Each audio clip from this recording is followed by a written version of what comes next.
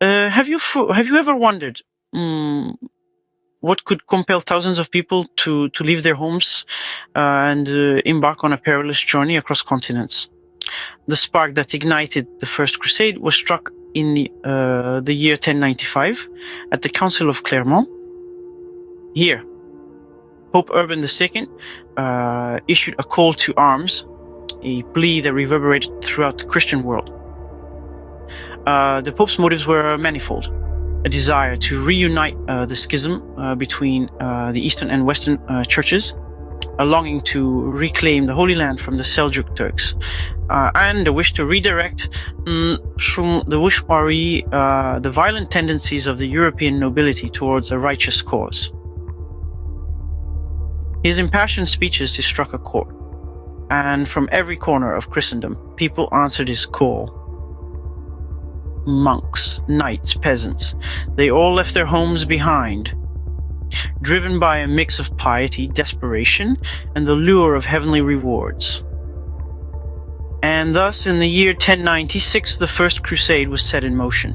Imagine this scene: hordes of ordinary people, not just knights, embarking on this holy mission.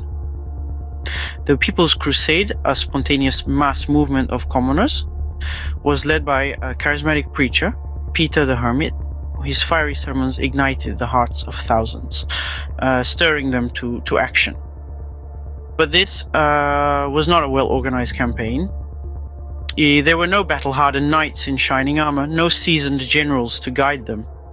It was a motley crew of peasants, artisans, and low-ranking knights, driven by faith, but sorely lacking in military experience and strategic planning. This lack of organization and discipline would prove to be their downfall. As they journeyed towards the Holy Land, they faced numerous challenges. Food and water were scarce, and they were often attacked by local populations. Many perished even before reaching their destination. The rest met a tragic end in the hands of the Seljuk Turks. The People's Crusade was a disaster, but it was just the beginning of the First Crusade. Now, we envision a more organized force led by the nobility of Europe. This was the Prince's Crusade, the main event of the First Crusade, comprising the cream of European aristocracy and their armies. It was a gathering of elites led by prominent figures such as Godfrey of Bouillon, Raymond of Toulouse, and Bohemond of Taranto. They were driven not merely by religious fervor, but also the promise of power, prestige, and territorial gain. Setting off in the latter half of 11th century, the princes and their armies faced a long, arduous journey. Their first major encounter was the siege of Nicaea. Nicaea, a city under the rule of Seljuk Turks, was of strategic importance due to its location and fortifications. The Crusaders, with the help of the Byzantines, laid siege to the city. The siege lasted for about 1 month, ending with the city's surrender to the Byzantines rather than the Crusaders, a fact that sparked tensions amongst the allies. Next on the Crusaders' path was the Battle of Dorylaeum. Here, the Crusaders faced the seasoned Seljuk army in open battle. The Seljuks, masters of hit-and-run tactics, initially had the upper hand. However, the arrival of additional Crusader forces turned the tide, resulting in a decisive victory for the Crusaders. This battle was a testament to the Crusaders' resilience and adaptability in unfamiliar territory. These victories, however, did not come without cost. The Crusaders faced numerous challenges, including logistical difficulties, treacherous terrain, and the constant threat of enemy attacks.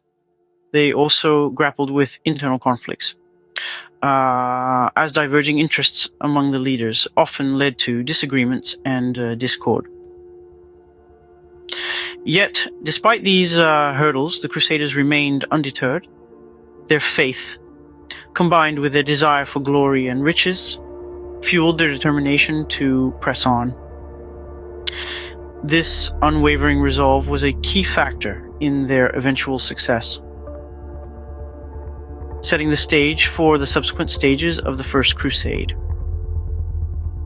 Despite facing significant challenges, the Crusaders pressed on towards their ultimate goal, Jerusalem. Picture the walled city of Jerusalem, the jewel that the Crusaders sought. The year is 1099, and the Crusaders are at the city's doorstep, ready to seize what they believe is rightfully theirs. The siege of Jerusalem was not a simple affair.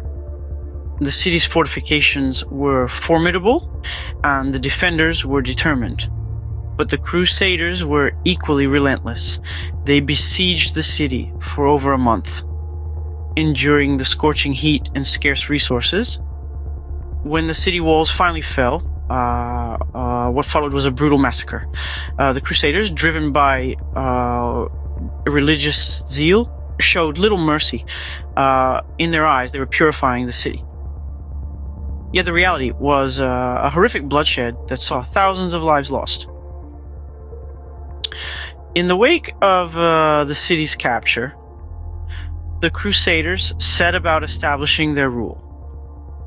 4 Crusader states were formed in the Holy Land: the Kingdom of Jerusalem, the County of Tripoli, the Principality of Antioch, and the County of Edessa.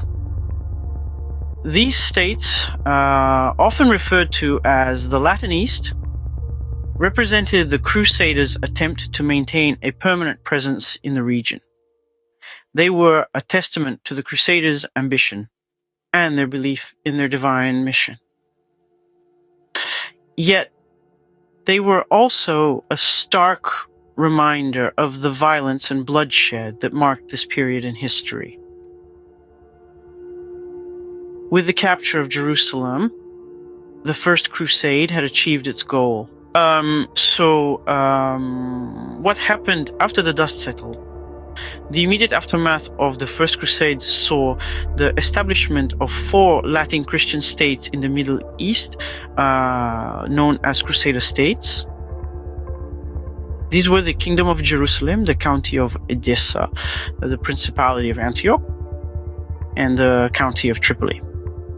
These states, however, constantly struggled to maintain their territories against the Muslim forces. The First Crusade had a profound impact on the Muslim world. It sparked a sense of unity among the diverse Islamic states, leading to the rise of powerful Muslim leaders like Saladin, who, in later years, would reclaim Jerusalem and much of the Crusader states. The legacy of the First Crusade is a complex and multifaceted one.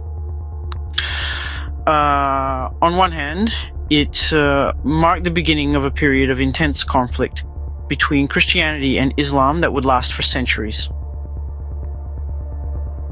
On the other hand, it also led to a period of cultural exchange, as the Crusaders brought back to Europe many elements of Middle Eastern culture,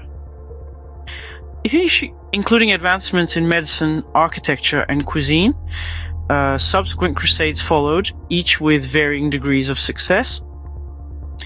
Some managed to capture key territories, while others ended in utter failure. Yet none could match the initial success of the First Crusade. The First Crusade was a complex event with far-reaching consequences, shaping the course of history in ways that still resonate today.